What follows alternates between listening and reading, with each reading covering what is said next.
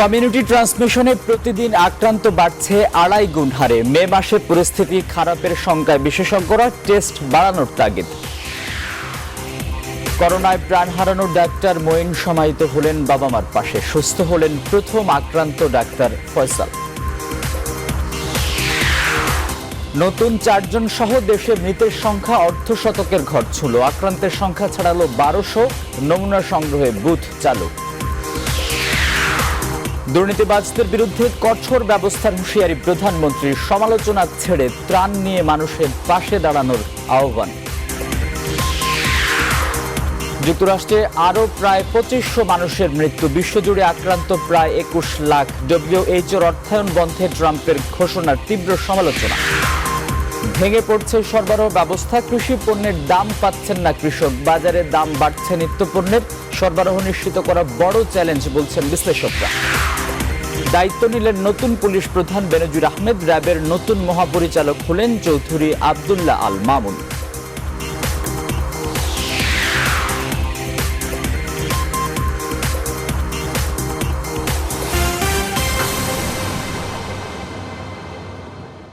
স্বাগত সকাল 7টার সংবাদে আপনাদের সঙ্গে আছি আমি আসিফ টিপু। শিরোনাম দেখছিলেন, এবারে পুরো খবর। কমিউনিটি ট্রান্সমিশনের প্রথম ধাপে এখন বাংলাদেশ। প্রতিদিনই মোট আক্রান্তের 2.5 গুণ হারে সংক্রমণ বেড়ে মে মাসে মহামারী ঊর্ধ্বমুখী হতে পারে বলে আশঙ্কা বিশেষজ্ঞদের। তাদের পরামর্শ, এমন ভয়াবহতা ঠেকাতে শিগগিরই ইউনিয়ন পর্যায়ে বাড়াতে হবে নমুনার সংগ্রহ ও টেস্ট। কঠোরভাবে মানতে হবে সামাজিক দূরত্ব ও কোয়ারেন্টাইনের নিয়ম। বিস্তারিত তুলে ধরছেন ফখরুল ইসলাম। চীন, ইতালি, স্পেন, ইরান আর যুক্তরাষ্ট্র পর্যায়ক্রমে 3 মাসে করোনা মহামারীর সব ভয়াবহ রূপই দেখেছে দেশগুলো। অতিক্রম করছে সংক্রমণের শেষ ধাপ। বাংলাদেশ সংক্রমণ ছড়িয়ে এরই মধ্যে কমিউনিটি ট্রান্সমিশনে অর্থাৎ জনগোষ্ঠী সংক্রমণের প্রথম পর্যায়ে।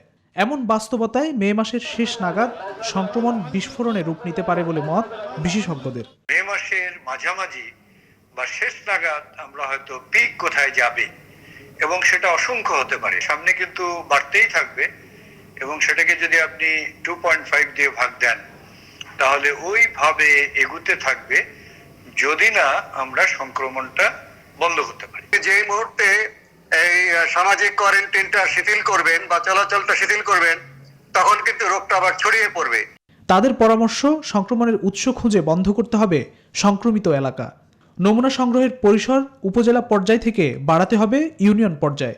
যে যিনি আক্রান্ত হয়েছেন তার সংস্পর্শে কে কে এসেছেন, উনি কোথায় কোথায় গিয়েছেন, ওনার মাধ্যমে কোন কোন জিনিসগুলো এই দূষণযুক্ত হয়েছে ভাইরাস দ্বারা, নমুনা সংগ্রহ করে পরীক্ষা করা যায় এবং যারা পজিটিভ হবে তাদেরকে যদি সঠিকভাবে কোয়ারেন্টাইন করা যায়, আমরা যদি এটা সবগুলো জায়গায় নিশ্চিত করতে পারি তাহলে আমাদের যে ঊর্ধ্বগতিটা, এটা যে পিক, সেটা আমরা আমাদের নিয়ন্ত্রণ করা যায়। এছাড়া ব্যাপক ভিত্তিতে কঠোর সামাজিক কোয়ারেন্টাইন পালনেরও পরামর্শ তাদের। সমস্ত দেশে কিন্তু ইউরোপ বা আমেরিকার মতো হয়নি। যদি আমরা সামাজিকভাবে সংঘবদ্ধ হই এবং একে অপরের সহযোগিতা করি, কিন্তু শারীরিক দূরত্ব বজায় রাখবার জন্য সর্বাত্মক চেষ্টা চালাই, জনগণকে সম্পৃক্ত করে যদি আমরা কাজগুলো করি এবং পাশাপাশি রোগের সংক্রমণ যেখানে হচ্ছে সেই উৎসগুলো বের করে তাদেরকে আলাদা করতে পারি, নিশ্চয়ই আমরা এই পরিস্থিতির উন্নতি দেখতে পাবো। লোকবলের সীমাবদ্ধতা কাটিয়ে দেশে করোনা সংকট মোকাবেলায় সীমিত করতে হবে মানুষের চলাচলও। 3, 4, 5 হাজার পরীক্ষা যেন আমরা নিশ্চিত করতে পারি আগামী 2-3 মাস। ফখরুল ইসলাম, নিউজ 24, ঢাকা। মঈনুদ্দিন বাংলাদেশে করোনা যুদ্ধে মৃত্যুবরণকারী প্রথম চিকিৎসক। তিনি সিলেট ওসমানী মেডিকেল কলেজ হাসপাতালের মেডিসিন বিভাগের সহকারী অধ্যাপক। বুধবার সকালে করোনা চিকিৎসাধীন অবস্থায় ঢাকার কুর্মিটোলা জেনারেল হাসপাতালে তিনি মৃত্যুবরণ করেন। রাতে প্রয়াত ডাক্তার মঈনকে তার গ্রামের বাড়িতে মা বাবার কবরের পাশে সমাহিত করা হয়। তার মৃত্যুতে সমবেদনা জানিয়েছেন প্রধানমন্ত্রী শেখ হাসিনা। বিস্তারিত জানাচ্ছেন আশিকুর রহমান শ্রাবণ। ছবির এই মানুষটি করোনা বিরোধী যুদ্ধে চিকিৎসক হিসেবে ফ্রন্ট লাইনে ছিলেন, কিন্তু ভাইরাস তাকেও ক্ষমা করেনি। মঈনুদ্দিন চিকিৎসাধীন অবস্থায় বুধবার সকালে কুর্মিটোলা জেনারেল হাসপাতালে মারা যান। 5 এপ্রিল মঈনুদ্দিনের শরীরে করোনা ভাইরাসের সংক্রমণ নিশ্চিত হয়। 7 এপ্রিল সিলেটের শহীদ শামসুদ্দিন আহমদ হাসপাতালে ভর্তি করা হয় তাকে। তারপর থেকেই চিকিৎসা ব্যবস্থায় সংকটের বাস্তব চিত্র উঠে আসতে থাকে। সহকর্মীদের কাছ থেকে জানা যায়, অবস্থার অবনতি হলে তাকে ঢাকায় আনার জন্য কোনো অ্যাম্বুলেন্স রাজি হয় না। পরে অনেক কষ্টে জোগাড় হয় অ্যাম্বুলেন্স। সে যেহেতু রোগী দেখতে গিয়ে আক্রান্ত হয়েছে, তার মানে হলো তার পার্সোনাল প্রোটেক্টিভ ইকুইপমেন্ট ছিল না, অথবা যেই ইকুইপমেন্ট ছিল সেটা যথাযথ বা সঠিক ছিল না। কারণ অনেক ক্ষেত্রেই আমরা নিজেরাই দেখতে পাচ্ছি এগুলো হয়তো রেইনকোট কেটে বা এই জাতীয় কাপড় কেটে বানানো হয়েছে। এগুলো আসলে WHO স্ট্যান্ডার্ড কিনা এটা নিয়েও সন্দেহ আছে। ডাক্তার মঈনের সামাজিক যোগাযোগ মাধ্যমের ইনবক্স বলছে, তার সুরক্ষার জন্য একটি পিপিইউ ছিল না। তার মৃত্যুতে শোকের ছায়া নেমেছে সিলেটে। সুশীল সমাজের প্রতিনিধিরা ক্ষোভ ও শোক দুটোই প্রকাশ করেছেন। সিলেটবাসী খুবই মর্মাহত যে ডক্টর মঈনের মতো একজন যোদ্ধা, আমি বলবো সমর যোদ্ধা, উনি আজকে মারা গেছেন। আমি প্রথমে ওনার আত্মার মাগফিরাত কামনা করছি। এদেরকে দেখার জন্যই দরকার আমাদের ডাক্তার, নার্স, এদেরকে বেঁচে থাকার জন্য খুবই দরকার। এদের প্রোটেকশন অবশ্যই জরুরি। স্বাস্থ্য অধিদপ্তরের নিয়মিত অনলাইন বুলেটিনে তার মৃত্যুতে প্রধানমন্ত্রীর পক্ষ থেকে সমবেদনা জানানো হয়েছে। এবং তিনি একই সাথে আশ্বস্ত করেন যে মরহুমের পরিবারের সকল দায় দায়িত্ব সরকার নেবে। এবং ইতিমধ্যে মাননীয় প্রধানমন্ত্রী সরকারের পক্ষ থেকে যে বীমা এবং অন্যান্য সুবিধা ঘোষণা করেছেন, মরহুমের পরিবার যেন তাড়াতাড়ি সেটা লাভ করেন, মাননীয় প্রধানমন্ত্রী সেই বিষয়ে আশ্বাস দিয়েছেন। আর সামাজিক যোগাযোগ মাধ্যমে চিকিৎসকরা নানামুখী মন্তব্য করেছেন, প্রশ্ন তুলেছেন পিপিই আর মাস্কের মান নিয়েও। শোক ও দুঃখের বাইরে কিছু বাস্তবতা আছে। ছবির মতো সাজানো সংসার থেকে একটি মানুষ নেই। পেছনে পড়ে আছে তার 2 সন্তান আর সহধর্মিণী। আশিকুর রহমান শ্রাবণ, নিউজ 24, ঢাকা। এদিকে করোনা ভাইরাস আক্রান্ত রোগীর সংস্পর্শে গিয়ে সংক্রমিত প্রথম চিকিৎসক ডাক্তার ফয়সাল জাহাঙ্গীর পলাশ সুস্থ হয়ে উঠেছেন। সুস্থ হয়ে আবারও পুরো দমে করোনা আক্রান্তদের সেবায় নিয়োজিত হতে চান পলাশ। বাড়ি ফিরলেও 14 দিন হোম কোয়ারেন্টাইনে থাকবেন তিনি। ঢাকা শহরের প্রথম লকডাউন হওয়া এলাকা মিরপুরের টোলারবাগ থেকে আগত এক রোগীর সংস্পর্শে এসে ডেল্টা হাসপাতালে সংক্রমণের শিকার হন পলাশ। কুয়েতমন্ত্রী হাসপাতালে চিকিৎসার পর গত 8 ও 10 এপ্রিল 2টি টেস্টই নেগেটিভ আসে তার। যত দ্রুত সম্ভব কোয়ারেন্টাইন শেষ করে আবারও চিকিৎসা সেবায় ফিরে আসতে চান ডাক্তার ফয়সাল জাহাঙ্গীর পলাশ।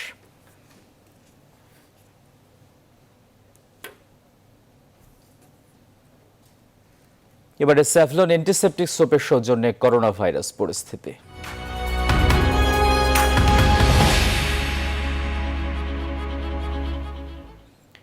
এক চিকিৎসক সহ আরও 4 জনের মৃত্যুর মধ্য দিয়ে বাংলাদেশে করোনা ভাইরাসে মৃতের সংখ্যা ছুঁয়েছে 50 জন। গত 24 ঘন্টায় 1740 জনের নমুনার পরীক্ষা করে নতুন করে করোনা আক্রান্ত শনাক্ত হয়েছে 219 জন, যা একদিনে এখন পর্যন্ত সর্বোচ্চ সংখ্যা। দেশে করোনায় মোট শনাক্ত হলেন 1231 জন। বুধবার স্বাস্থ্য অধিদপ্তরের নিয়মিত স্বাস্থ্য বুলেটিনে যোগ দিয়ে স্বাস্থ্যমন্ত্রী জাহিদ মালেক এসব তথ্য জানান। বিস্তারিত হাসান পারভেজের রিপোর্টে। দেশে করোনা আক্রান্ত শনাক্তের সংখ্যা প্রতিদিনই লাফিয়ে লাফিয়ে বেড়ে যাচ্ছে। গত 24 ঘন্টায় সর্বোচ্চ 219 জন করোনা ভাইরাসে সংক্রমিত রোগী শনাক্ত হয়েছেন। একদিনে এটাই এখন পর্যন্ত সর্বোচ্চ শনাক্ত। ঢাকা, নারায়ণগঞ্জ, গাজীপুর ও ময়মনসিংহে বেশি আক্রান্ত হয়েছেন। গত 24 ঘন্টায় 1740টি নমুনা পরীক্ষা করা হয়েছে। একদিনে সুস্থ হয়েছেন 7 জন এবং এখন পর্যন্ত মোট সুস্থ হয়েছেন 49 জন। গত 24 ঘন্টায় মারা যাওয়া 4 জনের মধ্যে 3 জন পুরুষ এবং 1 জন মহিলা। করোনায় মৃত্যুবরণ করেছে 4 জন, মোট মৃত্যুবরণ করেছে 50 জন। আরোগ্য লাভ করেছে 7 জন, মোট আরোগ্য লাভ করেছে 49 জন। আপনারা বাড়িতে থাকবেন, যত বেশি বাইরে ঘোরাফেরা করবেন বিনা কাজে, তাহলে পরে এই সংক্রমণ আরো বেড়ে যাবে। বাংলাদেশে যত করোনা হাসপাতাল আছে সেখানে বিনামূল্যে চিকিৎসা দেয়া হচ্ছে বলে জানান স্বাস্থ্য অধিদপ্তরের মহাপরিচালক। নমুনা সংগ্রহ এবং পরীক্ষার সংখ্যা বৃদ্ধি করছি। এর মাধ্যমে সারা বাংলাদেশের পরিস্থিতি আমরা বুঝতে পারবো। কোথাও হয়তো কমবে, কোথাও হয়তো আমরা একটাও রোগী পাবো না, কোথাও হয়তো বৃদ্ধি পাবে। এই সংখ্যাটা জানার পরে আমরা বিভিন্ন অঞ্চলে কোথায় কি ধরনের ব্যবস্থা নিতে হবে সেই ব্যবস্থাটা আমরা গ্রহণ করব। দেশে করোনা ভাইরাসে সংক্রমিত প্রথম রোগী শনাক্ত হয় গত ৮ মার্চ। 18 মার্চ করোনা ভাইরাসে আক্রান্ত হয়ে প্রথম একজনের মৃত্যু হয়।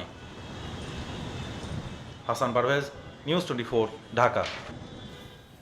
দেশে প্রাণঘাতী করোনা ভাইরাসে আক্রান্ত ও প্রাণহানি খুব দ্রুত হারে বাড়তে শুরু করেছে। এ পর্যন্ত শনাক্তের সংখ্যা 1231 জন, আর মোট মারা গেছেন 50 জন। করোনার সংক্রমণ কমাতে সরকার নমুনা পরীক্ষার উপর বিশেষ গুরুত্ব দিচ্ছে। সারা দেশে স্থাপন করা হচ্ছে 320টি বুথ। ইতিমধ্যে ঢাকা ও নারায়ণগঞ্জে 16টি সহ সারা দেশে 44টি বুথ স্থাপন করা হয়েছে। স্বাস্থ্য অধিদপ্তর বলছে এর ফলে নমুনা দিতে আসা মানুষের ভোগান্তি কমবে। শাহ আলী জয়ের রিপোর্ট। করোনার হানা এখন বিশ্বজুড়ে, দেশে দেশে চলছে প্রতিরোধের প্রচেষ্টা। আর এই প্রচেষ্টায় অনেকটাই এগিয়ে আছে এশিয়ার দেশ দক্ষিণ কোরিয়া। করোনা রোগীদের পরীক্ষায় দেশটি সারা দেশে স্থাপন করেছে টেলিফোন বুথের মতো অসংখ্য বুথ, যেখানে রোগীর সংস্পর্শ ছাড়াই চিকিৎসক স্যাম্পল সংগ্রহ করছেন। আর পরীক্ষার ফল মিলছে ভার্চুয়াল মাধ্যমে। টেলিফোন বুথের মতো এই বুথগুলোতে পথচারীরা তাদের স্যাম্পল দিয়ে যাচ্ছেন। এই পদ্ধতি প্রয়োগ করে সংক্রমণ রোধে অভাবনীয় সফলতা পেয়েছে দেশটি। টেলিফোন বুথের এই পদ্ধতি অনুসরণ হচ্ছে বাংলাদেশেও। এরই মধ্যে ঢাকা, নারায়ণগঞ্জ সহ সারা দেশে শুরু হয়েছে বুথ স্থাপনের কাজ। 44টি বুথ অলরেডি আমরা ঢাকা রাজধানী, তিতুমির কলেজ সহ ঢাকা শহর রাজধানীতে আমরা 8টি স্থাপন করেছি এবং নারায়ণগঞ্জে 8টি এবং অনেক বিভাগে আমরা স্থাপন করেছি। সর্বমোট আমরা 320টি বুথ আমরা স্থাপন করবো। এটা দক্ষিণ কোরিয়া মডেল হিসাবে এটা আমরা কাজটা করছি এবং তারা সেখানে সফলতা অর্জন করেছে। আমরা পর্যায়ক্রমে এটা স্থাপন করেছি। আমরা শীঘ্রই এটা আরও ভালোভাবে এটা চালু করে তাদেরকে সেবাদানটা শুরু করব। এই পদ্ধতিতে স্কুল কলেজের উন্মুক্ত প্রাঙ্গণে স্থাপিত বুথে সন্দেহভাজন যে কোনো ব্যক্তি তার নমুনা দিতে পারবেন। সেই নমুনা স্বাস্থ্য অধিদপ্তরের নিজস্ব ল্যাবরেটরিতে পরীক্ষা করা হবে। শাহ আলী জয়, নিউজ 24, ঢাকা। প্রধানমন্ত্রী শেখ হাসিনা বলেছেন, ত্রাণ বিতরণ কার্যক্রমে কোনো রকমের দুর্নীতি বরদাস্ত করা হবে না। অপকর্ম করলে দলমত নির্বিশেষে কঠোর ব্যবস্থা নেয়ার হুঁশিয়ারি দিয়েছেন তিনি। এ সময় সমালোচনাকারীদের বেশি কথা না বলে ত্রাণ নিয়ে জনগণের পাশে দাঁড়ানোর আহ্বান জানান সরকার প্রধান। প্রধানমন্ত্রীর ত্রাণ তহবিলে অনুদানের চেক গ্রহণকালে এসব কথা বলেন প্রধানমন্ত্রী। শাহ আলী জয়ের আরও একটি রিপোর্ট। করোনা দুর্যোগ মোকাবেলায় প্রধানমন্ত্রীর ত্রাণ তহবিলে অর্থের চেক প্রদান করেন 35 ব্যক্তি ও প্রতিষ্ঠান। তেজগাঁ কার্যালয়ে চেক গ্রহণ করেন প্রধানমন্ত্রীর মুখ্য সচিব ডক্টর আহমেদ কায়কাউস। আর গণভবন থেকে এই অনুষ্ঠানে ভিডিও কনফারেন্সে যুক্ত হন প্রধানমন্ত্রী শেখ হাসিনা। এ সময় ত্রাণ বিতরণ নিয়ে কোনো ধরনের নয়ছয় কঠোরভাবে দমনের ঘোষণা দেন সরকার প্রধান। আমাদের 4500-এর উপর আমাদের ইউনিয়ন এবং আমাদের উপজেলা সব হিসাব করে দেখা যাবে হয়তো 5-7টা জায়গায় কিছু সমস্যা দেখা দিয়েছে। তো সেই জায়গার সাথে যেই এর সঙ্গে জড়িত সে যে দলেরই হোক তার বিরুদ্ধে আমরা যথাযথ ব্যবস্থা নিচ্ছি, আমরা ব্যবস্থা নেব।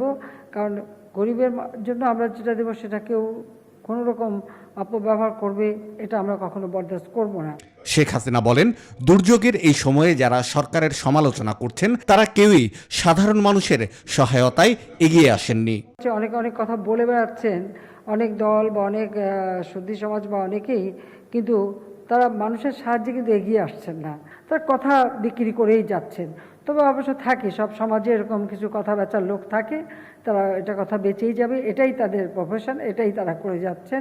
তো বলবো যে কথা না বলে কে কতটা মানুষকে সাহায্য করেন বা মানুষের এই দুঃখের সময় মানুষের পাশে দাঁড়ান, এত কথা না বলে মানুষের পাশে দিয়ে নিজে কতটুকু দিলেন সেই হিসাবটা দেন মানুষের কাছে। প্রতি ঘরে ত্রাণ পৌঁছে দিতে রেশন কার্ডের সংখ্যা বাড়ছে বলেও জানান প্রধানমন্ত্রী। 10 টাকা কিলোতে আমরা যে চাল দিতাম 50 লক্ষ মানুষের একটা আমরা তাদেরকে রেশন কার্ড দিই, কিন্তু বাকি আমরা এবার সম্পূর্ণ উন্মুক্ত করে দিচ্ছিলাম। আমাদের সারা বাংলাদেশে এটা চালু। আমরা এখন বাকি যাদেরকে দেব তাদের জন্য আমরা কার্ড তৈরি করবার জন্য এটা আপাতত স্থগিত রেখেছি, যে প্রত্যেককে আলাদাভাবে কার্ড করে কার্ডের মাধ্যমে অর্থাৎ প্রতিটি মানুষ যেন পায় সেটা আমরা নিশ্চিত করতে চাই। করোনার সংক্রমণ রোধে ত্রাণ বিতরণ কার্যক্রমে যেন কোনোভাবেই জনসমাগম না হয় তা নিশ্চিত করার নির্দেশ দেন প্রধানমন্ত্রী শেখ হাসিনা। শাহ আলী জয়, নিউজ 24, ঢাকা। এবারে বৈশ্বিক করোনা পরিস্থিতি। একদিনে যুক্তরাষ্ট্রে আরও 2400-র বেশি মানুষ মারা গেছেন করোনা ভাইরাসে আক্রান্ত হয়ে। এ নিয়ে দেশটিতে মৃতের সংখ্যা 28,500 ছাড়ালো।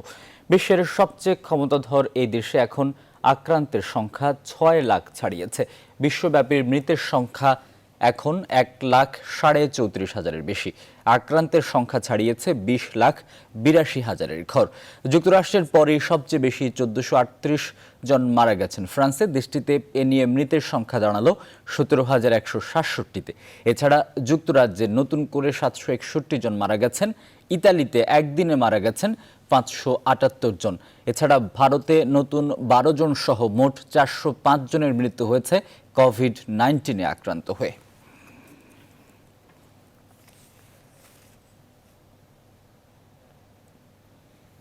করোনা মহামারীর মধ্যে প্রাথমিক দায়িত্ব পালনে ব্যর্থ হয়েছে বিশ্ব স্বাস্থ্য সংস্থা।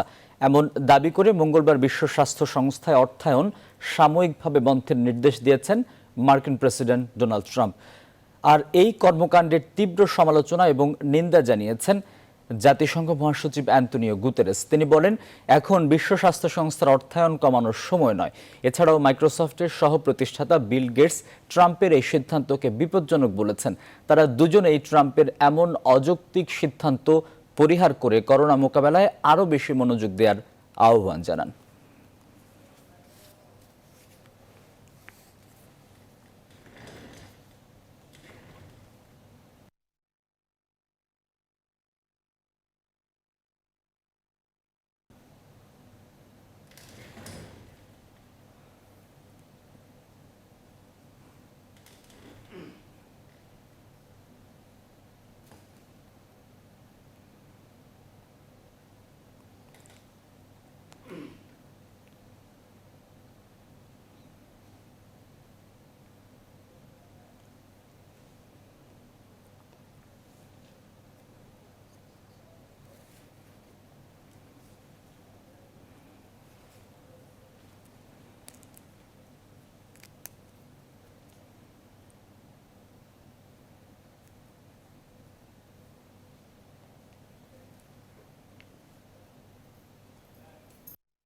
যুক্তরাষ্ট্রের করোনা পরিস্থিতি সম্পর্কে জানাতে নিউ ইয়র্ক থেকে সরাসরি যুক্ত হচ্ছেন সহকর্মী সুলতানা রহমান। সুলতান, আশা করছি শুনতে পাচ্ছেন। যুক্তরাষ্ট্রে বেশ কয়েকদিন ধরে একই অবস্থা, প্রতিদিনই 2000-এর বেশি মানুষ মারা যাচ্ছেন। এই সংখ্যা কমিয়ে আনতে কি ব্যবস্থা নিয়েছে সে দেশের সরকার? প্রতিদিনই 2000 বেশি মানুষ মারা যাচ্ছে এবং এই অবস্থা তো প্রেসিডেন্ট ডোনাল্ড ট্রাম্প আসলে সারা দেশের অর্থনীতি সচল করার জন্য মরিয়া হয়ে গেছেন এবং তিনি বলছেন যেসব স্টেটে সংক্রমণ কিছুটা কম সেই সব স্টেট তিনি চালু করবেন। এই জন্য তিনি একটি কমিটিও নতুন করে গঠন করেছেন। এর বাইরে আসলে সারা দেশের মানুষকে আহ্বান জানানো হয়েছে তারা যেন তাদের রক্তের প্লাজমা ডোনেট করে।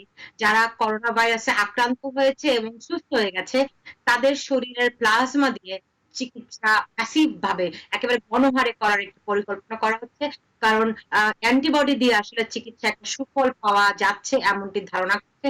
এবং এখানে যে এফডিএ রয়েছে, ফুড অ্যান্ড ড্রাগ অ্যাডমিনিস্ট্রেশন, তারাও বিষয়টি অনুমোদন করেছে, যে কারণে এর মধ্যে রেড ক্রিসেন্ট থেকে শুরু করে যে সমস্ত ভলান্টিয়ার অর্গানাইজেশন গুলো রয়েছে তাদের প্রতি আহ্বান জানানো হয়েছে যে সারা দেশের মানুষ যারা এর মধ্যে করোনা ভাইরাসে আক্রান্ত হয়ে এবং সুস্থ হয়েছেন, তার মানে তাদের শরীরে অ্যান্টিবডি তৈরি হয়েছে, এই ভাইরাসকে প্রতিহত করার মতো ক্ষমতা রয়েছে।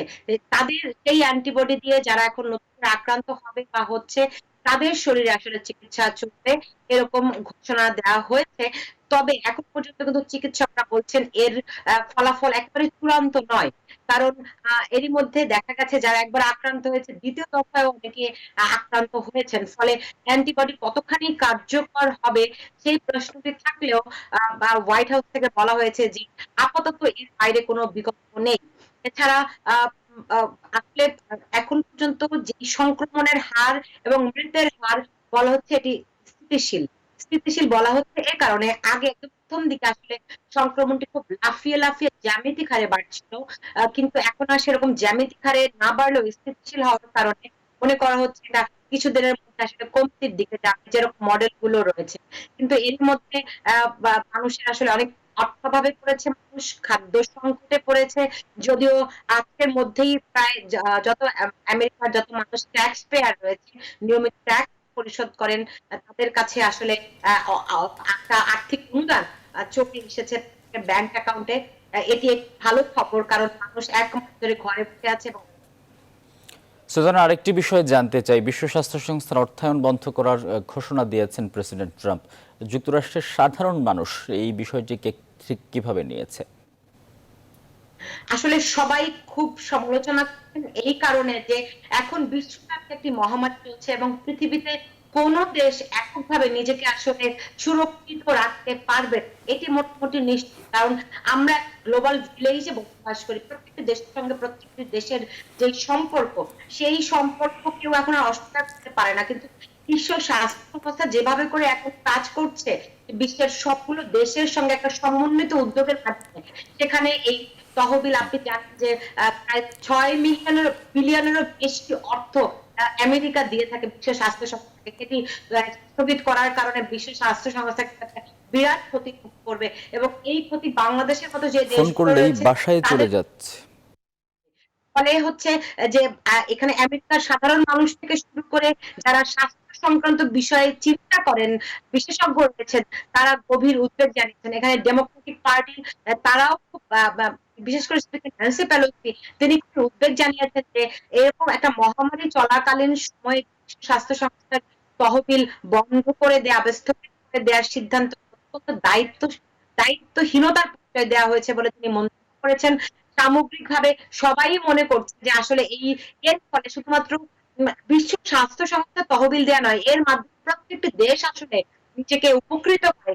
এর বাইরে কিন্তু আমেরিকাও নয়, কারণ প্রত্যেকটি দেশের সঙ্গে যে আন্তঃসম্পর্কগুলো রয়েছে, সম্পর্কের বাইরে শুধুমাত্র চায়না তথ্য গোপন করেছে কি করেনি, বিশ্ব স্বাস্থ্য সংস্থা কিন্তু সেটি নেই জানার। এই বিষয়গুলি বিবেচনায় না নিয়ে এই তহবিলটি যে বন্ধ করে দিয়েছেন, এর ফলে আসলে সবাই খুবই মিশ্র প্রতিক্রিয়া জানাচ্ছে। অনেকে প্রেসিডেন্ট ডোনাল্ড ট্রাম্পের সমালোচনা করছেন, সেই সঙ্গে তাকে সাংবাদিকরা বারবার করে প্রশ্ন করছে, যখন বিশ্ব স্বাস্থ্য সংস্থা যখন থেকে হুঁশিয়ারি দিচ্ছে, তখন থেকে প্রেসিডেন্ট ডোনাল্ড ট্রাম্প কি ব্যবস্থা নিয়েছেন, কিন্তু তিনি কিন্তু সেগুলোর কোনো সদুত্তর দিতে পারছেন না। কিন্তু তিনি মনে করছেন তিনি কবে কবে কি পদক্ষেপ নিয়েছেন, সেই পদক্ষেপগুলো সঠিক ছিল, এটি তিনি আসলে খুব দৃঢ়ভাবে এস্টাবলিশ করতে যাচ্ছেন এবং তিনি মনে করছেন যে আসলে বিশ্ব স্বাস্থ্য সংস্থা সঠিক সময়ে বা কিংবা আগাম এই হুঁশিয়ারিটি না দেওয়ার কারণে বিশ্ব আজকে এরকম একটি অবস্থায় পড়েছে এবং চায়নার সঙ্গে এক ধরনের সমঝোতা করেছে, এরকম অভিযোগ তিনি। তো আমেরিকার সাধারণ মানুষ এবং চিকিৎসা সংক্রান্ত যারা বিশেষজ্ঞ রয়েছেন তারা মনে করছেন যে বিরাট একটা ভুল হয়েছে। সুলতানা রহমান, আপনাকে অসংখ্য ধন্যবাদ আমাদের সঙ্গে যুক্ত হবার জন্য। নিউ ইয়র্ক থেকে আমাদের সঙ্গে সরাসরি যুক্ত ছিলেন সহকর্মী সুলতানা রহমান। এবার হেক্সাল হ্যান্ড স্যানিটাইজারের সৌজন্যে করোনা ভাইরাস পরিস্থিতির আরও খবর।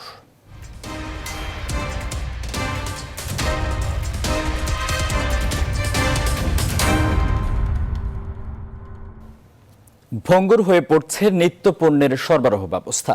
একদিকে উৎপাদিত পণ্যের দাম পাচ্ছেন না চাষিরা, অন্যদিকে রাজধানীর নিত্য পণ্যের বাজারে গিয়ে হিমশিম খেতে হচ্ছে সাধারণ মানুষকে। বিশ্লেষকরা বলছেন এই মুহূর্তের সবচেয়ে বড় চ্যালেঞ্জ খাদ্য নিরাপত্তা এবং খাদ্যের সরবরাহ নিশ্চিত করা, নয়তো রমজানে আরও বিপর্যস্ত হতে পারে জনজীবন। বিস্তারিত জানাচ্ছেন বাবু কামরুজ্জামান। করোনার উদ্বেগ ও আতঙ্ক মাথায় নিয়েও মৌসুমের বোরো চাষের পরিচর্যায় ব্যস্ত মেহেরপুরের চাষিরা। এ সময় নানারকম সবজি মাঠে থাকলেও তা বাজারে পৌঁছাতে শ্রমিক ও পরিবহন সংকটে বাধার মুখে পড়তে হচ্ছে চাষিদের। আবার বাজারে আনলেও তা বিক্রি করে মিলছে না খরচের টাকাও। আমাদের লেবারের সংকট এবং করোনা ভাইরাস নিয়ে সকলে ভয় করছে, ঘরের থেকে বেড়াতে চাচ্ছি না। লাভ তো হবে না, বরঞ্চ বাগান ধরে পুরোটাই বাগান ধরে কোনো রকম চালান বাঁচাচ্ছি। মাল আইনের সব আরো ফেলে দিতে হচ্ছে, কোনো পাইকারি বিক্রি হচ্ছে না। দেশের প্রান্তিক চাষিদের এমন দুরবস্থা হলেও রাজধানীর বাজারে বিপরীত চিত্র। প্রত্যন্ত এলাকায় যখন অধিকাংশ সবজি কেজি প্রতি 10 থেকে 15 টাকায় বিক্রি করতে হিমশিম খেতে হচ্ছে কৃষকের, তখন ঢাকার বাজারে তা প্রায় দ্বিগুণ। ঢেঁড়স, পটল, সিম কিংবা বেগুন 25 থেকে 35 টাকায় মিললেও সাধারণ ক্রেতারা এখন আয় শূন্য। যে পরিস্থিতি দেশের, মানুষের পকেটে পয়সা নাই, বাজার কিনে খাওয়ার ক্রয় ক্ষমতার বাইরে পরিস্থিতি এখনো। জমানো টাকা থেকে খরচ করতে হচ্ছে, সেদিক দিয়ে যদি চিন্তা করা হয় তাহলে অবশ্যই একটা চাপ পড়ছে। সরকার জাতীয় বলক যে কাঁচা বাজার বন্ধ করা যাবে না, কাঁচা বাজার চলবো, স্বাভাবিক। এই কাঁচা বাজারের যে গাড়িটা আনবো, ওই গাড়ি আগে 5,000 15,000 টাকা আইতেছে না বেটারা। সরবরাহ ব্যবস্থা বিঘ্ন হওয়ায় অনেক নিত্যপণ্যের দাম বাড়ছে লাফিয়ে লাফিয়ে। জরুরি ভোগ্যপণ্য প্রতি কেজি আদা এখন বিক্রি হচ্ছে 300 টাকায়। 10 দিন আগেও যা ছিল 150 থেকে 160 টাকা। সরকারি বিপণন সংস্থা টিসিবির হিসাবে 1 মাসের ব্যবধানে আদার দাম বেড়েছে 89 থেকে 95% পর্যন্ত। আদা কিনছি আমরা আপনার 180 করে, এখন হয়ে গেছে 280। রোজাকে উপলক্ষ করে সমস্ত মাল কিনতেছে পাবলিক, আর ইতিমধ্যে আবার দামও বাড়ছে। গাড়ি ঘোড়া চলতেছে না, মাল আসতে পারতেছে না, এই কারণে দাম। মাল আছে পিছনে, মাল আসতে পারতেছে না। বিশ্লেষকরা বলছেন, পণ্যের সরবরাহ স্বাভাবিক রাখতে প্রয়োজনে সরকারের বিশেষ তদারকিতে পণ্যবাহী যান চলাচল নিশ্চিত করতে হবে। পণ্য পরিবহন যে বাধা নিষেধের আওতামুক্ত, সেই বিষয়টি সুস্পষ্ট হওয়া দরকার সকল পর্যায়ে। আইনশৃঙ্খলা বাহিনীর তত্ত্বাবধানে কনভয়ের মাধ্যমে পণ্য পরিবহনের উদ্যোগ নেওয়া যেতে পারে। তবে রাজধানীর বাজারে এমন ভিড় দেখে বোঝার উপায় নেই ভয়াবহ বিপর্যয় চলছে বিশ্বজুড়ে, যেখানে কোনো বালাই নেই সামাজিক দূরত্ব মানার। বাবু কামরুজ্জামান, নিউজ 24, ঢাকা। ফোন করলেই বাসায় চলে যাচ্ছে চাল, ডাল, তেল ও লবণ সহ নিত্য প্রয়োজনীয় নানা সামগ্রী, তাও আবার বিনামূল্যে। করোনা পরিস্থিতিতে ফোন কলে হটলাইনের মাধ্যমে মাসব্যাপী নগরবাসীকে খাদ্যদ্রব্য সরবরাহ করছে ঢাকা দক্ষিণ সিটি কর্পোরেশন। পরিস্থিতি যদি খারাপ হয় সেক্ষেত্রে খাদ্য সামগ্রী বিতরণের সময়সীমা আরও বাড়বে বলে জানিয়েছেন দক্ষিণের মেয়র সাইদ খোকন। তৌফিক মাহমুদ মুন্নার রিপোর্ট। বাংলাদেশে দিন দিন করোনা রোগীর সংখ্যা বেড়েই চলেছে। সারা দেশ জুড়ে চলছে অঘোষিত লকডাউন, ফলে সাধারণ মানুষ পড়ছে সমস্যায়। যদিও সরকারি, বেসরকারি সহ ব্যক্তি উদ্যোগে চলছে ত্রাণসহ খাদ্যদ্রব্য বিতরণ। গত 28 মার্চ থেকে মাসব্যাপী 50,000 মানুষকে বিনামূল্যে খাদ্য সামগ্রী দেওয়া শুরু করে ঢাকা দক্ষিণ সিটি কর্পোরেশন। তারই ধারাবাহিকতায় হটলাইনের মাধ্যমে বাসায় খাদ্য সামগ্রী পৌঁছে দেওয়ার কার্যক্রম চালিয়ে যাচ্ছে ডিএসসিসি। আপনার বাসার ঠিকানা বলেন। ধন্যবাদ। হটলাইনে প্রতিদিন সকাল 9টা থেকে 5টা পর্যন্ত নগরবাসীর কল রিসিভ করছে সিটি কর্পোরেশন। সর্বোচ্চ 2 দিনের মধ্যে বাসায় পৌঁছে দেওয়া হচ্ছে খাদ্য সামগ্রী। রিসিভার রাখার সাথে সাথে আরেকটা ফোন চলে আসতেছে, যেমনটা আপনি এখন দেখতে পেলেন। প্রতি কাউন্সিলরকে আমরা 500 করে প্যাকেট দিচ্ছি। হটলাইনের মাধ্যমে খাদ্য পেয়ে খুশি নগরবাসী। তারপরে আপনার যে তেল দিচ্ছে, আলু দিচ্ছে, চাল দিচ্ছে, সাবান দিচ্ছে। তো আপনার এখান থেকে কতদিন চলবে এই খাদ্যদ্রব্য? এটা ভাইয়া নরমালি আমাদের সম্ভবত আরো সপ্তাহখানেক যাবে আর কি। এদিকে দক্ষিণের মেয়র বলছেন, মাসব্যাপী সরাসরি এবং হটলাইনের মাধ্যমে ত্রাণ কার্যক্রম চলবে। পরিস্থিতি খারাপ হলে ত্রাণ বিতরণের সময়সীমা বাড়ানোর আভাস দেন তিনি। 4,500 পরিবারকে এই সেবার আওতায় এনেছে। আমি আমার মেয়াদের শেষ দিন পর্যন্ত এই শহরবাসীর পাশে আছি এবং থাকবো। আমার মেয়াদ পূর্ণ করবার পরও আমি এই শহরের সন্তান হিসেবে আমি আমার জনগণের সাথে থাকবো, পাশে থাকবো দুর্দিনে। করোনা মোকাবেলায় নগরবাসীকে ঘরে থাকার আহ্বান জানান মেয়র। তৌফিক মাহমুদ মুন্না, নিউজ 24, ঢাকা। অন্য প্রসঙ্গ, ব্যাজ পরানো হয়েছে নবনিযুক্ত পুলিশের মহাপরিদর্শক বেনজির আহমেদকে। প্রধানমন্ত্রী শেখ হাসিনার উপস্থিতিতে গতকাল সকালে গণভবনে নবনিযুক্ত পুলিশ মহাপরিদর্শককে ব্যাজ পরানো হয়। নতুন মহাপরিদর্শককে ব্যাজ পরিয়ে দেন স্বরাষ্ট্রমন্ত্রী আসাদুজ্জামান খান কামাল ও স্বরাষ্ট্র মন্ত্রণালয়ের জননিরাপত্তা বিভাগের সিনিয়র সচিব মোস্তফা কামাল উদ্দিন। এর মধ্য দিয়ে বেনজির আহমেদ সদ্য বিদায়ী পুলিশের মহাপরিদর্শক মোহাম্মদ জাবেদ পাটোয়ারির স্থলাভিষিক্ত হলেন। বুধবার থেকেই তিনি দায়িত্ব পালন শুরু করেন। এ সময় গণভবনে অন্যদের মধ্যে উপস্থিত ছিলেন প্রধানমন্ত্রীর মুখ্য সচিব ডক্টর আহমদ কায়কাউস, প্রধানমন্ত্রীর প্রেস সচিব ইহসানুল করিম, প্রধানমন্ত্রী কার্যালয়ের সচিব মোহাম্মদ তোফাজ্জল হোসেন মিয়া, সদ্য বিদায়ী পুলিশের মহাপরিদর্শক মোহাম্মদ জাবেদ পাটোয়ারি সহ পুলিশের ঊর্ধ্বতন কর্মকর্তারা। এদিকে র্যাপিড অ্যাকশন ব্যাটালিয়নের মহাপরিচালক হিসেবে দায়িত্ব নিয়েছেন চৌধুরী আবদুল্লাহ আল মামুন। তিনি সদ্য সাবেক মহাপরিচালক বেনজির আহমেদের স্থলাভিষিক্ত হলেন। নতুন দায়িত্ব নেয়ার আগে তিনি পুলিশের অপরাধ তদন্ত বিভাগ সিআইডির প্রধানের দায়িত্ব পালন করছিলেন।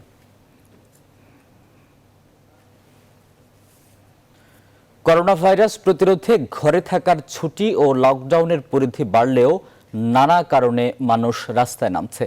অনেকেই প্রয়োজনীয় কাজে বাইরে বের হচ্ছেন। নিম্ন আয়ের মানুষেরা খাবারের টাকা জোগাড়ে বাধ্য হয়ে নামছেন বলছেন। আর সামাজিক দূরত্ব নিশ্চিতে আইন শৃঙ্খলা বাহিনী ও সেনাবাহিনীর সদস্যরা রাজধানীর বিভিন্ন স্থানে তাদের কার্যক্রম চালিয়ে যাচ্ছেন। মৌ খন্দকারকে সঙ্গে নিয়ে বিস্তারিত জানাচ্ছেন অন্তরা বিশ্বাস। বুধবার সকাল থেকেই রাজধানীর বিভিন্ন জায়গায় চেক পয়েন্ট বসায় সেনাবাহিনীর সদস্যরা। দিনব্যাপী চলে তাদের কার্যক্রম। ডাক্তারের প্রেসক্রিপশন, আইডি কার্ড দেখে তবেই ছাড়েন অনেককে। করোনা ভাইরাস মোকাবিলায় খুব জরুরি প্রয়োজন ছাড়া যেন কেউ বের না হন, সেজন্যই এই ব্যবস্থা। তো করোনা প্রতিরোধে সরকার যেসব বিধিনিষেধ দিয়েছেন সেগুলো যাতে সবাই মেনে চলেন সে ব্যাপারে আমরা কঠোর অবস্থানে আছি। কেউ বিনা কারণে ঘর থেকে বেরোচ্ছেন কিনা সেগুলো আমরা চেক করছি। ঢাকার মোড়ে মোড়ে চেক পয়েন্টে তল্লাশি করে আইন শৃঙ্খলা বাহিনী। প্রয়োজনে অপ্রয়োজনে সড়কে আসা মানুষকে পড়তে হয় তাদের জেরার মুখে।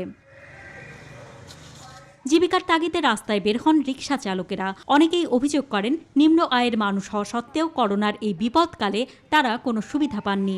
আমার জীবনের ঝুঁকি নিয়ে হইলো, আমার মেয়ে দুটো আছে, আমার মেয়ে দুটো আমার বাঁচাইতে আমার করার কোনো রাস্তা নাই। আজকে সরকারের তো কত কিছু মানুষ পাইতে আছে, আমরা কিছু পাই নাই সরকারের। আমি তো বাতি খাই না, আমি তো টমেটো খাই আর গাজর খাই, মানে যখন যেটা পাই আমি তো এটি খাইয়ে যাই। জীবনটা বাইসে আছে কোনো রকম। কোনো সাহায্য এখন পর্যন্ত পাই নাই, আর ভবিষ্যতে পাবো কিনা তাও সন্দেহ আছে। আর আমাদের এলাকার অবস্থা, এলাকায় তো মনে করেন পুরাই বেকার অবস্থা, ওখান থেকে বাইরেতেও দেয় না, ঢুকতেও দেয় না। এদিকে প্রয়োজনে ঘরের বাইরে এলেও অনেকেই সামাজিক দূরত্ব বজায় রাখছেন না। অনেকেই জানান ঢাকায় আটকে পড়েছেন, কিন্তু আয়ের কোনো উৎস নেই। অনেকে আবার অফিস করছেন। জীবনের ঝুঁকি নিয়ে বেরোতে হবে বাধ্য হয়ে। আমি গ্রামীণ ফোনে জব করি।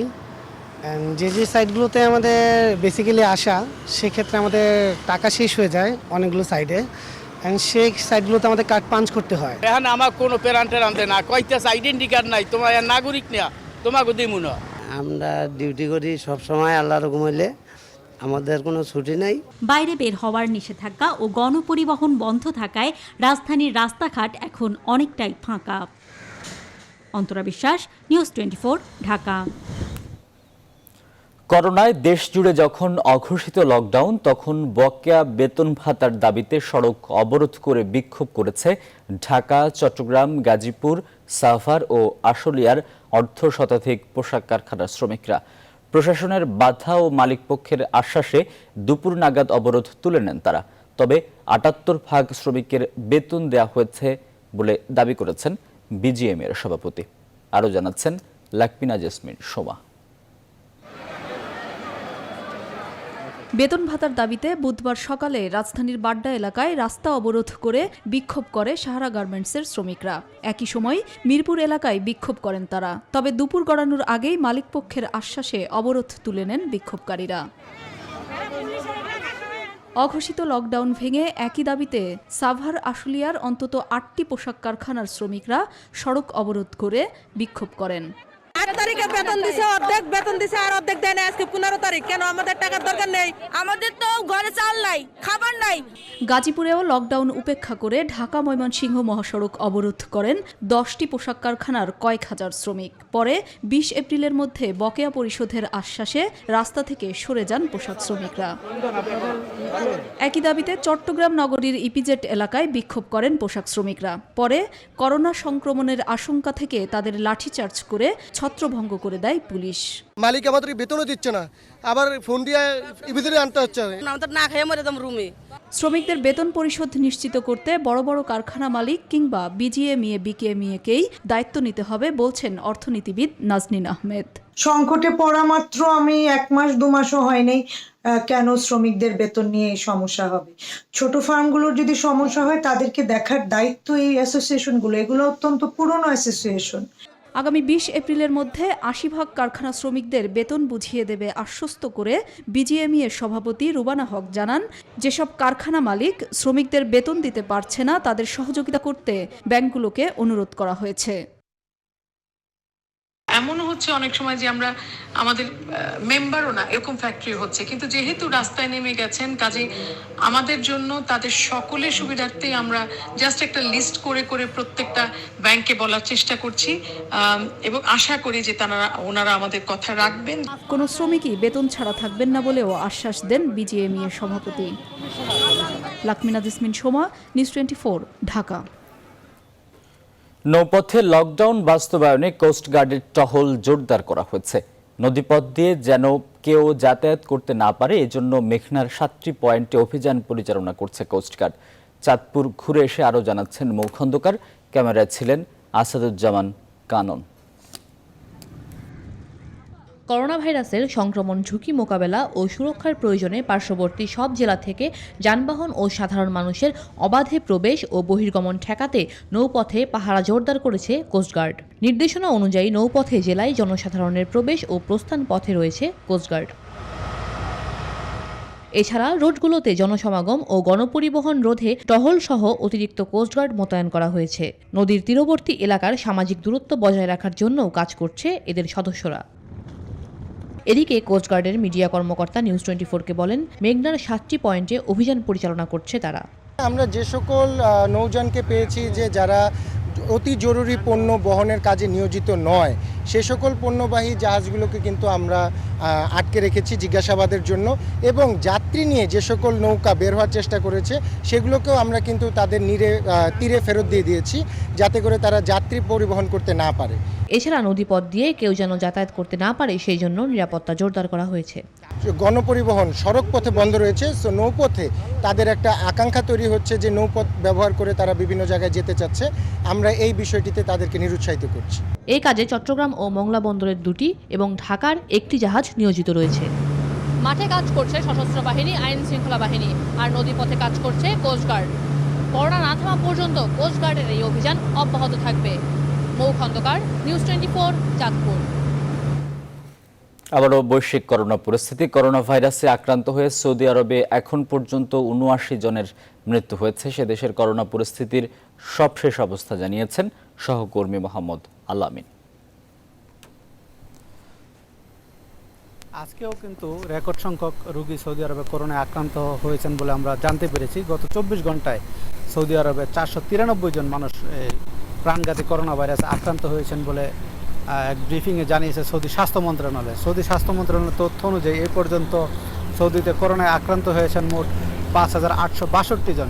এছাড়াও আজকে সর্বশেষ যে মৃত্যুর হার, এ নিয়ে সর্বমোট মৃত্যুর সংখ্যা দাঁড়িয়েছে 79 জনে। এছাড়াও 931 জন মানুষ সুস্থ হয়ে বাড়ি ফিরেছেন। তো এই করোনার বিস্তার রোধ করতে কিন্তু সৌদি সরকার বিভিন্ন ধরনের পদক্ষেপ নিয়ে চলেছে। এছাড়া আপনি জানেন যে সৌদি আরবের বিভিন্ন শহরে কিন্তু লকডাউন চলছে, কারফিউ চলছে। এছাড়াও বর্তমান সময়ে কিন্তু সৌদি আরবের বিপুল সংখ্যক বিদেশি কর্মী যারা রয়েছেন তাদেরকে নিয়েও এক ধরনের দুশ্চিন্তায় আছে সৌদি সরকার, কারণ এই বিদেশি কর্মীরা যে সমস্ত আবাসস্থলে থাকেন সেই সমস্ত আবাসস্থলের পরিবেশ খুবই ভালো না। তো সেই কারণে কিন্তু তাদেরকে দূরত্ব বজায় রাখার জন্য সামাজিক দূরত্ব সৃষ্টি করার জন্য কিন্তু সৌদি সরকার একটি পদক্ষেপ নিয়েছে বলে আমরা জানতে পেরেছি। সেই সিদ্ধান্ত অনুযায়ী কিন্তু সৌদি আরবের 13টি প্রদেশের প্রায় 4500 স্কুল বা শিক্ষা প্রতিষ্ঠানকে সৌদি সরকার বিশেষভাবে সাজাচ্ছে, যেখানে যারা ঘনবসতিপূর্ণ এলাকায় যেসব শ্রমিকরা বাস করে সেখানে তাদেরকে নিয়ে যাওয়া হবে, এবং যারা বিভিন্ন সমস্যা আছেন তাদেরকে সেখানে পুনর্বাসন করা হবে। তাছাড়াও সেখানে রেখে তাদেরকে হোম কোয়ারেন্টাইনের ব্যবস্থা করা হবে। এছাড়াও সৌদি সরকার কিন্তু সবার জন্য খাদ্য কর্মসূচি চালু করেছে। যারা চাকরি হারিয়ে বা টাকার অভাবে তারা খাদ্য সংকটে ভুগছেন তাদেরকে ফ্রিতে খাবার সরবরাহ করার একটি উদ্যোগ নিয়েছে। এছাড়াও আজকে পর্যন্ত সৌদি আরবে যে অবস্থা সেটিতে কিন্তু সবচেয়ে বেশি আক্রান্তের সংখ্যা কিন্তু পবিত্র নগরী মক্কা এবং রিয়াদ এবং মদিনা, এইসব অঞ্চলকে ঘিরে কিন্তু সৌদি সরকার বিশেষ পদক্ষেপ নিয়ে চলছে, এবং প্রত্যেকটা অঞ্চলে যাতে লকডাউন এবং কারফিউ কড়াকড়ি করে মানে জনসাধারণ, সেই জন্য কিন্তু আইন শৃঙ্খলা রক্ষাকারী বাহিনীর সদস্যরা তারা কাজ করে যাচ্ছে, এবং কোনো ধরনের ছাড় না দেওয়ার মানসিকতা নিয়ে কাজ করার জন্য আইন শৃঙ্খলা বাহিনীর রক্ষাকারী বাহিনীর সদস্যদেরকে আহ্বান জানানো হয়েছে সংশ্লিষ্ট মন্ত্রণালয়ের পক্ষ থেকে। পাশাপাশি সৌদি জেনারেল সিকিউরিটি কিন্তু প্রতিনিয়ত তারা টহল দিয়ে যাচ্ছে এবং আইন শৃঙ্খলা পরিস্থিতি তারা পর্যবেক্ষণ করছেন এবং বিভিন্ন দিক নির্দেশনা তারা দিচ্ছেন। তো এই ছিল সৌদি আরব থেকে করোনা পরিস্থিতির সবশেষ খবর। দর্শক, সৌদি আরব থেকে সে দেশের করোনা পরিস্থিতির সবশেষ খোঁজ খবর জানাচ্ছিলেন সহকর্মী মোহাম্মদ আলামিন। করোনা ভাইরাসে লেবাননে এখন পর্যন্ত 21 জনের মৃত্যু হয়েছে। তবে লকডাউনের কারণে কাজকর্ম বন্ধ থাকায় বিপাকে পড়েছেন সে দেশে অবস্থানকারী প্রবাসী বাংলাদেশিরা। লেবাননের সার্বিক পরিস্থিতি জানিয়েছেন বাবু সাহা। এখানে নতুন করে 17 জন আক্রান্ত হয়েছে এবং সর্বমোট আক্রান্তের সংখ্যা দাঁড়িয়েছে 658 জনে। তাদের মধ্যে 3 জন বাংলাদেশি রয়েছে। তাছাড়া নতুন করে এখানে কোনো বাংলাদেশি এখন পর্যন্ত কোনো আক্রান্ত হয় নাই। তবে লেবাননে বর্তমানে যে লকডাউনের সময়সীমা চলছে সেই সময়সীমাতে কিন্তু প্রবাসী বাংলাদেশিরা দীর্ঘ 1 মাসের বেশি সময় ধরে এখানে তারা বর্তমানে গৃহবন্দী অবস্থায় আছে, যার কারণে প্রবাসী বাংলাদেশিরা বর্তমানে খাদ্য সংকট, আবাসন সংকট এবং রুম ভাড়া নিয়ে খুবই উৎকণ্ঠা এবং দুশ্চিন্তার মধ্যে কিন্তু তারা দিন কাটাচ্ছে। তো লেবাননে বিগত 7 মাস ধরে যে ধরনের রাজনৈতিক অস্থিরতা ও ডলার সমস্যা, তাছাড়া বর্তমানে এই করোনা ভাইরাসের প্রাদুর্ভাবের কারণে লেবানন থেকে যে পাঠাতো প্রবাসী বাংলাদেশ, সেটির উপর কিন্তু বিরূপ প্রভাব পড়েছে। কারণ প্রত্যেকটি বাংলাদেশি কিন্তু এখন প্রায় 7 মাস ধরে কিন্তু তারা বাংলাদেশে টাকা পাঠাতে পারছে না, যার কারণে প্রবাসী বাংলাদেশিরা পরিবারগুলো সেখানে কিন্তু বাংলাদেশে তাদের খুবই নাজুক এবং অসহায় অবস্থায় কিন্তু তারা দিন কাটাচ্ছে। এদিকে কিন্তু বৈরুত দূতাবাস বর্তমানে এইসব অসহায় এবং ক্ষতিগ্রস্ত প্রবাসীদের পাশে ত্রাণ বিতরণ করছে এবং বর্তমান সময়ে দেখা গিয়েছে যে যেহেতু লকডাউন চলছে, এই লকডাউনের মধ্যেও কিন্তু বৈরুত দূতাবাস তাদের নিজ দায়িত্বে তারা যে তালিকা তৈরি করেছে সেই তালিকা অনুযায়ী তারা কিন্তু নিজ দায়িত্বে এইসব অসহায় এবং ক্ষতিগ্রস্তদের হাতে তারা ত্রাণ সামগ্রী তুলে দিচ্ছে। 27 এপ্রিলের মধ্যেই বসুন্ধরা ইন্টারন্যাশনাল কনভেনশন সিটিকে অস্থায়ী করোনা হাসপাতালে রূপান্তর করা হবে। আইসিইউ সহ মোট 2071 শয্যার এই হাসপাতালের নির্মাণ কাজ বাস্তবায়ন করছে স্বাস্থ্য প্রকৌশল অধিদপ্তর। সংস্থাটির নির্বাহী প্রকৌশলী জানান, হাসপাতালের প্রয়োজনীয় সরঞ্জাম আমদানির কাজও চলছে দ্রুত গতিতে। নাজিয়া কনার রিপোর্ট। বসুন্ধরা ইন্টারন্যাশনাল কনভেনশন সিটিকে অস্থায়ী করোনা হাসপাতালে রূপান্তর করতেই আইসিসিবির এক্সপো জোনে রাত দিন বিরামহীন কাজ চলছে। ধাতব ফ্রেমে তৈরি হচ্ছে আইসোলেশন কক্ষ, যেখানে থাকবে রোগীর শয্যা ও চিকিৎসা সরঞ্জাম। চলতি মাসের শেষ সপ্তাহে চিকিৎসা শুরুর পরিকল্পনাও আছে সংশ্লিষ্টদের। করোনা রোগীদের জন্য দেশের সবচেয়ে বড় এই অস্থায়ী হাসপাতালের নির্মাণ কাজ বাস্তবায়ন করছে স্বাস্থ্য প্রকৌশল অধিদপ্তর। আইসিসিবির এক্সপো ট্রেড সেন্টার ও আরও 3টি কনভেনশন হলে মোট 2000 আইসোলেশন বেড স্থাপন করা হবে। এছাড়া বড় কনভেনশন হলে 71টি নিবিড় পরিচর্যা কেন্দ্র বা আইসিইউ বেড স্থাপন করা হবে। কাজের অগ্রগতি প্রসঙ্গে স্বাস্থ্য প্রকৌশল অধিদপ্তরের নির্বাহী প্রকৌশলী মাসুদুল আলম জানান, নির্ধারিত সময়ে আইসিসিবিকে অস্থায়ী হাসপাতালে রূপান্তর করতে বিরামহীন কাজ চলছে।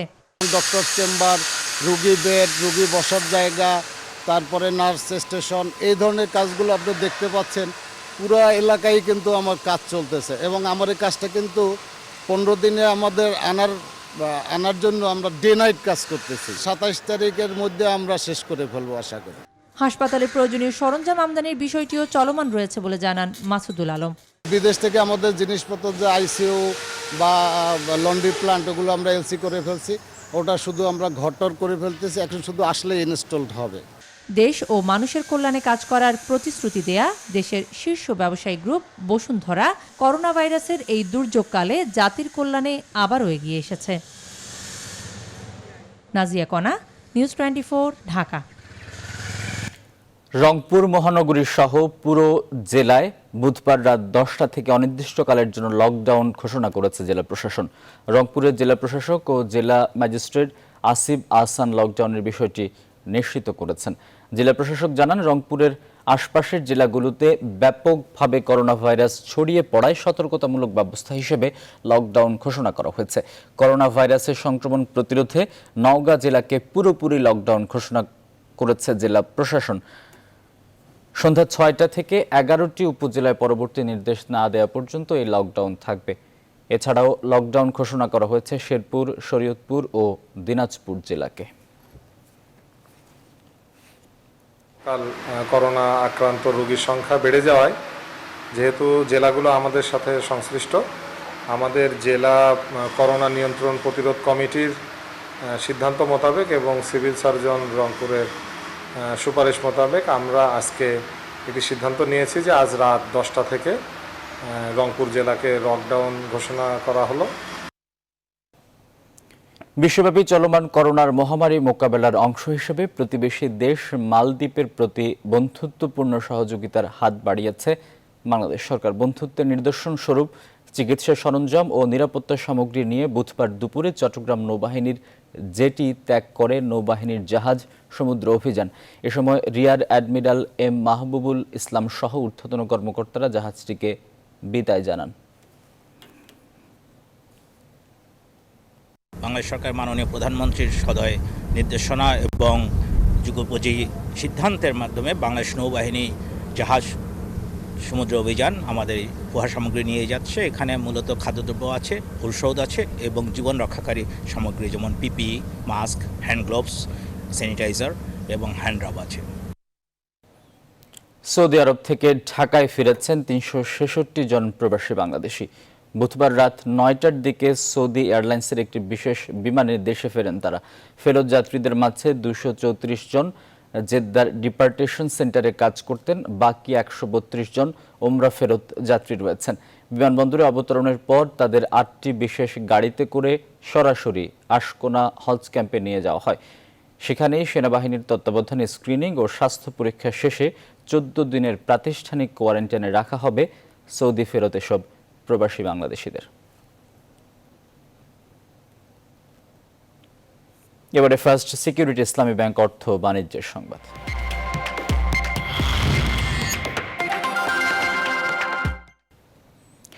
দু সালে ৩% সংকুচিত হতে পারে বিশ্ব অর্থনীতি, এমনটাই সতর্কবার্তা দিয়েছে আন্তর্জাতিক মুদ্রা তহবিল IMF।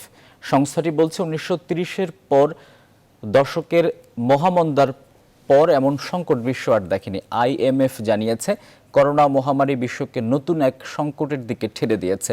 উন্নত দেশগুলোর পক্ষেও ২০২২ সালের আগে ভাইরাস পূর্ববর্তী অবস্থায় ফিরে যাওয়া সম্ভব হবে না। আর এই সংকট যত দীর্ঘায়িত হবে, বিভিন্ন দেশের সরকার ও কেন্দ্রীয় ব্যাংকগুলোকে তত কঠিন পরীক্ষার মধ্যে পড়তে হবে। এছাড়া সতর্কবার্তা দিয়েছেন চলমান সংকটে আগামী ২ বছরের মধ্যে বৈশ্বিক জিডিপি কমে যেতে পারে ৯ লাখ কোটি ডলারে। আর করোনা মহামারী যদি চলতি বছরের মাঝামাঝি সময়ের মধ্যে নিয়ন্ত্রণে আসে, তবে আগামী বছর বৈশ্বিক অর্থনৈতিক প্রবৃদ্ধি ৫.৮% পৌঁছতে পারে। করোনা পরিস্থিতির বর্তমান বাস্তবতায় অনির্দিষ্টকালের জন্য প্রিমিয়ার লিগ ক্রিকেট স্থগিত ঘোষণা করেছে ক্রিকেট বোর্ড। সিসিডিএম-এর সদস্য সচিব আলী হোসেন এই তথ্য নিশ্চিত করেছেন। এর আগে ঢাকা প্রিমিয়ার লিগ ক্রিকেটের এক রাউন্ডের খেলা মাঠে গড়ানোর পরই বন্ধ হয়ে যায় সব ধরনের ক্রিকেট। এপ্রিলের ১৫ তারিখ পর্যন্ত বন্ধ রাখার আভাস পাওয়া গেলেও করোনা পরিস্থিতির অবনতি হওয়ায় এবার অনির্দিষ্টকালের জন্য খেলা বন্ধ ঘোষণা করল বিসিবি। আপনারা জানেন ইতিমধ্যে আমাদের বোর্ড প্রেসিডেন্ট 15 এপ্রিল পর্যন্ত বলেছিলেন যে সকল খেলাধুলা লিগগুলো বন্ধ থাকবে, কিন্তু দেশের পরিস্থিতি এখনও কোনো উন্নতি না হয় আমরা সিদ্ধান্ত গ্রহণ করেছি যে আপাতত লিগগুলো অনির্দিষ্টকালের জন্য বন্ধ থাকবে। আমরা পরবর্তীতে যদি সিচুয়েশন ভালো হয় তাহলে ক্লাবগুলো এবং বোর্ডের সাথে কথা বলে পরবর্তীতে সিদ্ধান্ত গ্রহণ করব। করোনা ভাইরাসের বিপক্ষে লড়তে প্রয়োজন মানসিক শক্তি, আর এই মানসিক শক্তি যোগানের অন্যতম উপায় হচ্ছে শারীরিক সক্ষমতা। সেজন্য নিয়মিত শরীর চর্চার উপর বিশেষ গুরুত্ব দিয়েছেন নারীদের বডি বিল্ডিংয়ে দেশের প্রথম চ্যাম্পিয়ন অহনা রহমান। জানান, ইচ্ছে শক্তি থাকলেই ঘরের মধ্যে ছোট্ট একটা রুমেও চালিয়ে যাওয়া যায় শরীর চর্চা। আর নিয়মিত ব্যায়াম করলে কাটবে জড়তা, আসবে মানসিক প্রশান্তিও। মাহফুজুল ইসলামের রিপোর্ট। গেল বছর দ্বাদশ শ্রেণীতে পড়া অবস্থায় অহনা জিতেছিলেন দেশের নারী বডি বিল্ডিং এর প্রথম টাইটেল। করোনার করাল গ্রাসে সারা দেশ যখন ঘরবন্দি, তখন ব্যতিক্রম নন এই স্বর্ণকন্যাও। তবে ঘরে বসেও নিজের ফিটনেস ধরে রাখতে লড়ে যাচ্ছেন অহনা। গবেষণা বলছে, যাদের শারীরিক সক্ষমতা আর প্রতিষেধক ব্যবস্থা ভালো, তাদের অপেক্ষাকৃত করোনার ঝুঁকি কম থাকে। তাই তো নিয়মিত শরীর চর্চার বিকল্প দেখছেন না অহনা। গুরুত্ব দিলেন পরিবারের সবাই মিলে একসাথে ব্যায়াম করাকেও। ফ্যামিলির সাথে করলে আমরা একটু শারীরিক সক্ষমতাও যেরকম অর্জন করতে পারবো, মানসিক প্রশান্তিও ফ্যামিলি সবাই পেতে পারি। যেমন আমরা বডি ওয়েট ওয়ার্কআউট গুলো করতে পারি, যেমন কিছু কম্পাউন্ড এক্সারসাইজ থাকে যে স্কোয়াটস, লাঞ্জেস, ডেডলিফট এগুলো করতে পারি। নিয়মিত ব্যায়ামের ফলে নির্গত হয় ডোপামিন নামক হরমোন, যা শরীরকে সুস্থ রাখার পাশাপাশি মনকেও করে প্রফুল্ল। অহনা বলছেন, সাধ্যের মধ্যেই প্রস্তুত করতে হবে নিজেকে। যখন আমরা ওয়ার্কআউট করি তখন আমাদের শরীর থেকে একটা ডোপামিন হরমোন নির্গত হয়, আর ডোপামিন হচ্ছে আমাদের মাইন্ড রিল্যাক্স করে, মনকে উৎফুল্ল করে। আর যদি ওয়ার্কআউট না করি দেখা যায় স্ট্রেস হরমোন যেটা কর্টিসল এটা বেড়ে যেতে পারে। তো ওয়ার্কআউট করলে একদিকে কর্টিসল পরিমাণ কমতে থাকে, ওদিকে ডোপামিন হরমোন নির্গত হয়, তো মন আমাদের উৎফুল্ল হয়। সঙ্গে দ্রুতই কেটে যাবে এই দুর্যোগ, মাঠে ফিরবেন অ্যাথলিটরা। অন্য সবার মতোই সেই দিনটির অপেক্ষায় প্রহর গুনছেন body building champion Ahona Rahman. Mahfuzul Islam, news 24, Dhaka. সকাল 7টার সংবাদ শেষ করার আগে শিরোনামগুলো জানিয়ে দিচ্ছি আরেক।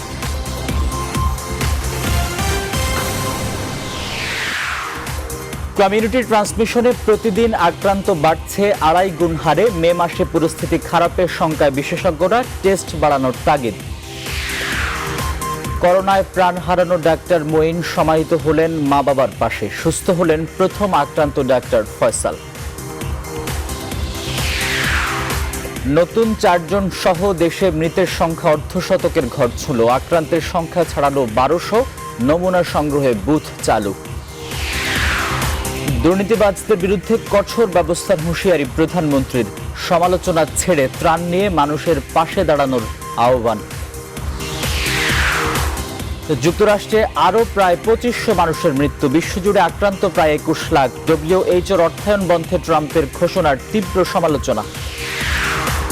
ভেঙে পড়ছে সরবরাহ ব্যবস্থা। কৃষি পণ্যের দাম পাচ্ছেন না কৃষক। বাজারে দাম বাড়ছে নিত্য পণ্যের। সরবরাহ নিশ্চিত করা বড় চ্যালেঞ্জ বলছেন বিশ্লেষকরা। এবং দায়িত্ব নিলেন নতুন পুলিশ প্রধান বেনজির আহমেদ। র্যাবের নতুন মহাপরিচালক হলেন চৌধুরী আব্দুল্লাহ আল মামুন।